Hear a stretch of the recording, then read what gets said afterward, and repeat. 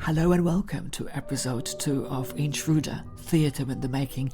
I'm your host, Remi Rachuba, and thank you so much for coming back. As you might remember, I briefly talked about how the whole journey of my solo piece started, what happened, and who I met who actually connected with the piece and motivated me to work on it further. So it's 2010. I'm getting ready to go to Brighton to take part in Before I Sleep by Dreamthinkspeak, and I'm also waiting to hear from David, who I had emailed the account of the Edinburgh incident. Now, before I go to Brighton, I actually get an email from David, and I actually checked that email, and that email was sent on the 25th of March, 2:59 p.m. I found it in my inbox, and it said, "Hi Remi, hope it's going well down south. I read your play and really enjoyed it. I think it has great potential.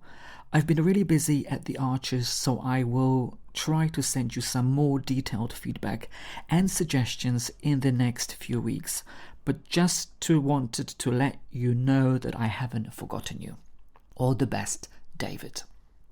So that was an email I got, and once again, as I was saying in episode 1, it was this very positive word of encouragement, that connection that we had, and it actually filled me with more positivity and incentive and hope and excitement to be working with David when I finish the play in Brighton.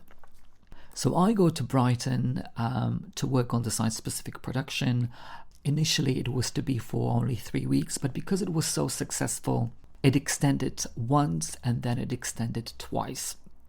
The project was incredible. I met wonderful artists and creatives and actors, and I still keep in touch with most of them. I worked with Tristan Sharps, who for me is just a genius, and I'm actually very, very grateful for his invitation and his offer to take part in that project. Actually, since that time, we've worked on a couple of other projects, and Tristan Sharps has always been very, very helpful. But I'm going to talk about him slightly in other episodes and why his help was so important. So, Brighton, amazing, wonderful project, wonderful people. I really couldn't have been happier. And also, it's because of Before I Sleep, I was able to join Equity as a full member. Because prior to that, I had a student status, I remember, and then because of the production, I was able to be a full-time member. But why I'm mentioning Dreamthinkspeak, because, well, I'm going to talk about Tristan Sharps a little bit later on, but also that sometimes in life you have different projects that take place and you can focus on other things. And that was the case. So when I was working on a play in Brighton, then of course I had my solo piece and David was looking after it, and we already knew that at some point we would be talking about it and working on it.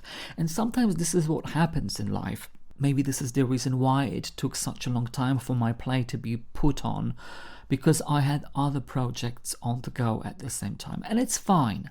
You know, sometimes it's good to finish a project and then come back to something of your own and then work on another project and then come back.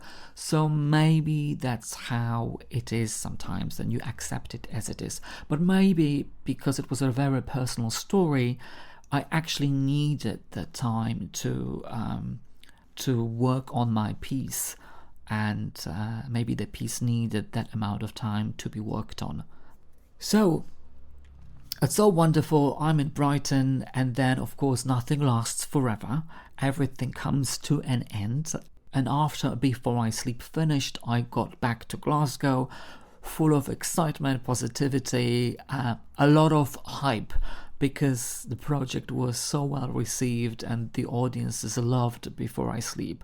I was in that kind of a mode of creating stuff and being curious, and I've always been very curious about other people, about artists, directors, how people work, what people do. And then in September I took part in a couple of workshops, and one of them was with Ian Rickson. And Ian at that particular time was workshopping for a week Hamlet, because I think he was preparing for his production. I think it was at the Young Vic, and he was workshopping the play with actors and directors, and we did various things. But I remember on the very last day of the workshop, Ian had one-on-one with an actor and director, so we went to see him. And I remember telling him about my solo piece, and Ian was also very encouraging, very motivating, and he kept asking me about the piece, and he kept saying, Remi, work on it, do it, you've got David, and then you can see what happens and how it's going to unveil.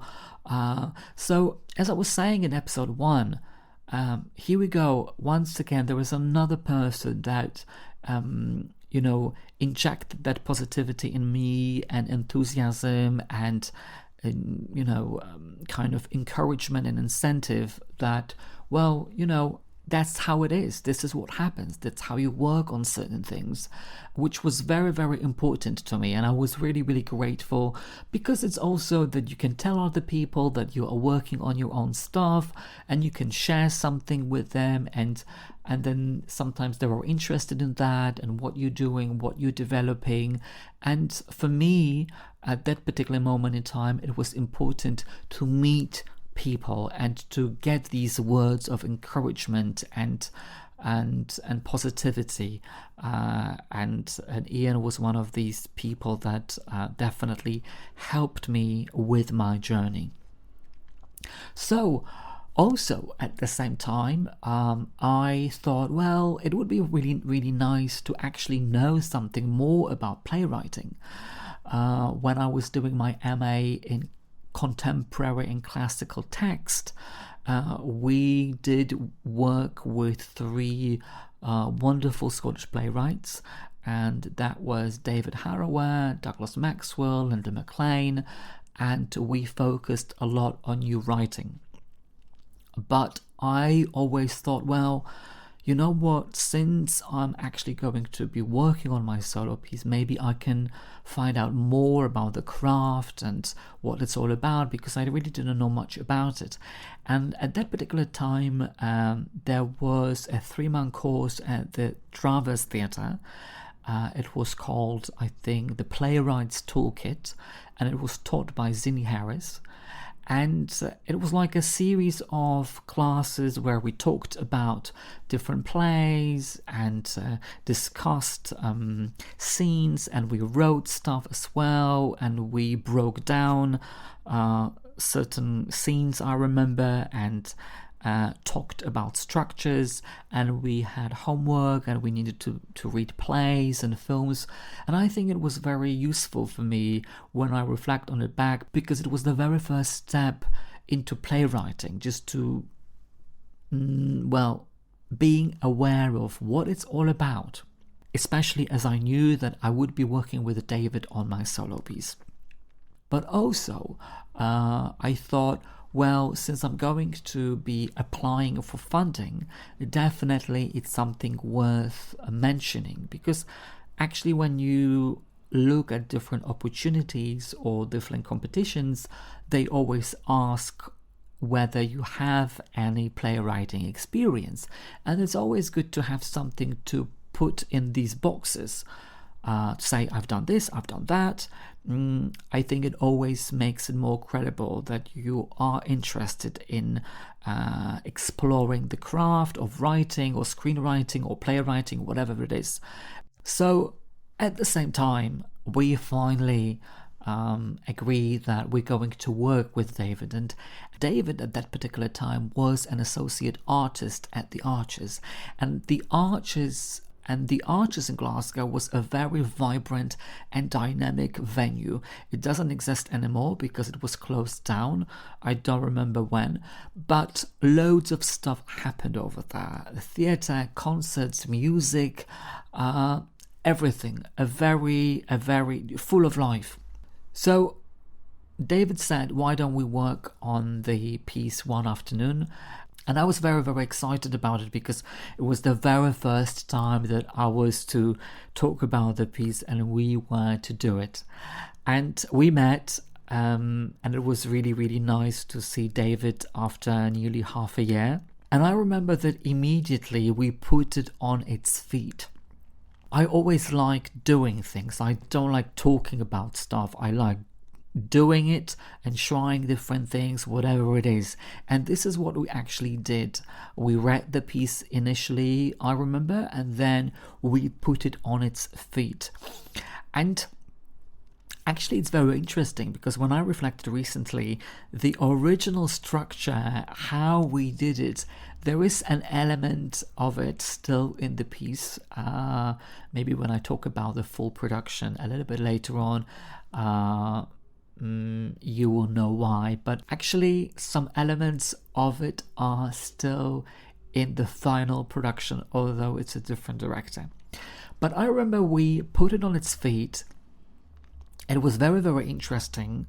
And then I remember we started actioning everything, so the full text. And it was very, very difficult because I've done actioning before, and I love it. But I found it difficult to look at that account from analytical point of view or dramatic point of view, or what's happening, why am I doing it, why did I do that. For me, it was just something that I thought, well, that's what I did, I don't know why I did it. And I think David knew that, David saw that. So his task for me was to try to action the sentences and everything to help me detach myself from the text. But it wasn't that easy because it was just very, very personal, and I think that and this is why I think I needed a lot of time to look at the text from a different point of view. And then when we were working on the piece, what happened was, well, I never said that there was another account of another incident that had happened in Poland. There was about 2000. So when I met with David, I had the account of the incident in Edinburgh, but I also had the account of the incident in Warsaw, I remember. And then when we worked together on both accounts, David suggested putting them together, kind of inserting them together, one within the other. And as soon as he mentioned it, I absolutely loved it. I think it was around that time that I must have seen Christopher Nolan's film Inception, which was kind of like a story within a story within a story. And I've always loved films, and still do, and even plays with a non-linear structure, or where the author is playing with the form, or whatever. So when David suggested that, I thought, brilliant. I would love to have a piece that has a form of one of my favorite films. But I can't forget about another film that had a very big impact on me, and that was Magnolia by Paul Thomas Anderson. Actually, he's one of my favorite filmmakers, because when I saw it, I don't know whether I hadn't seen films with a non-linear structure before. I don't remember that, but I remember Magnolia was this very first film that had this non-linear structure, and it all made sense to me. I went to see it, I left the cinema, and I was just overwhelmed. It was incredible. That was the film that made me realize that, a film doesn't have to have a linear structure. So when David talked about putting these stories together, it all made sense. And I think because I had seen Magnolia and I had seen Inception, actually these two films will be important because the piece will have a very non-linear structure. And I think it's because of these two filmmakers and the films that I thought, wow, these are some of my favorite films. And if I'm ever going to have a piece of writing or a play, I want to have this structure because I love it. And if I ever do it, I'd rather do something that I am excited about and I like. And this is what I think, that if ever you are creating anything or working on it, why not? Why can't you have something that you enjoy? Why can't you do something in a play that you really like? And actually, when I talk more about the full production, I will talk about different elements that I really enjoy in theatre, and we luckily managed to put it in because I thoroughly enjoyed them. And I thought, well, if I'm going to do a play, why don't I have my favourite things in the theatre that I enjoy? But I'm going to talk about it a little bit further on. So, Paul Thomas Anderson's Magnolia, Christopher Nolan's Inception, two films that really shaped my taste, to be quite honest. But there was one more film that had a very big impact on me, but I'm going to talk about it a little bit later on. But in hindsight, coming back to that rehearsal room and playing around with the idea, I think it's always important to whoever is creating any piece of writing or art or film or short film or whatever there is, to look at their life. And at that particular time, I didn't think that, but now I agree that the most personal is the most creative. What Martin Scorsese says. And when I heard that sentence at the Oscars, I thought, well, there must be something in it, because my solo piece is based on my life. But also the subsequent things that I've written.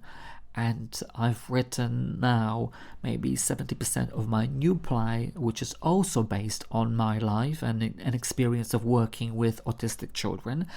And there was another idea simmering in my head, also based on my experience.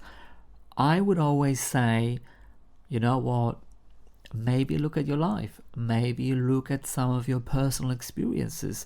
Maybe draw from that. Maybe that could be a stimuli to kick off that creativity, to kick off that writing, to do whatever you want to do. And I remember that time when we did it with David. I remember it really, really well. We worked on my account for about a couple of hours, and I felt very invigorated and excited by it. And I was doing certain things and I was saying certain things, and it was just very, very exciting to be just putting certain things in action, although I didn't really know what was going to be. And then working on the script a little bit, and the fact that it was bilingual, English-Polish, it definitely had this kind of very fresh, exciting thing about it. And maybe because I was working on something new that I had written, although, as I had been saying before, I had never thought I would create a piece of theatre out of that. But definitely it was very, very helpful and useful to put it in action. And for anyone who has some kind of piece of writing or has kind of an idea, it's always great to get into a room with other people and try certain things out, see how things go, and talking to people about it, because you never know where it's going to take you. But for me, it's also useful and essential to work on something that I enjoy. So that will be it for episode 2. And in episode 3, I'm going to talk about my other collaborators and how I went about development and funding. So thank you so much for tuning in, and I'll hopefully speak to you next week. Bye for now.